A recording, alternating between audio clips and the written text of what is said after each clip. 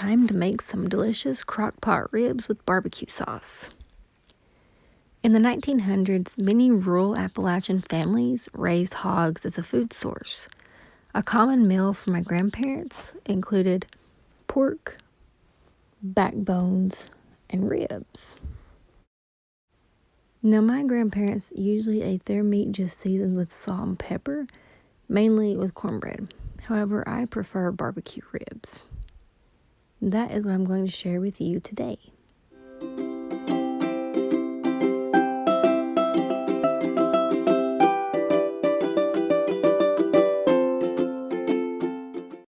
So to get started, you just need one side of pork ribs, which you can get at your local grocery store.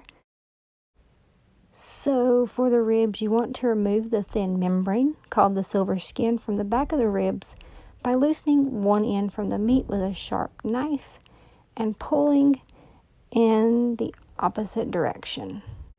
And to make removal easy, you can grab it with a paper towel. That just helps pull it a little better. You can use a serrated knife to cut into 2 rib length sections, or you can leave it as is. And place it into a crock pot with a half a cup of water covered with a lid, and then turn the crock pot on high. You want to cook on high for 2 hours with the lid on. Then turn the heat to low, baste the ribs with the drippings, and cook for 2.5 additional hours. You can check for doneness on the thickest part of the meat. The meat should be fork tender with the bone falling out. If it is not, cook it an additional 15 minutes and then check once again for doneness. Once done, remove the ribs from the grease and place on a baking sheet to drain any remaining grease. I personally like the boneless ribs. The bones, however, can easily be removed at this point by giving the bone a slight twist and pulling it towards you.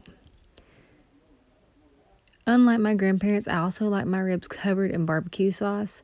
So at this point, you can add your favorite barbecue sauce, adding as little or as much as you would like.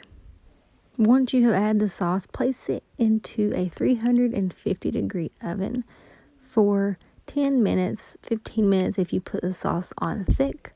What you're looking for is the sauce to be set on top. After the time has passed, go ahead and turn the ribs over. Repeat by adding the barbecue sauce and return the sheet pan to the oven for it to cook an additional 10 to 15 minutes until that sauce has set on the second side. Once the time is up, you will have these delicious barbecue covered ribs.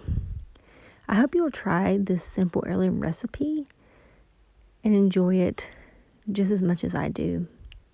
Every single time I get a pack of ribs. And there you have a delicious Appalachian meal. Crockpot ribs, which you can make so many ways, with rice or even ribs with barbecue sauce on top.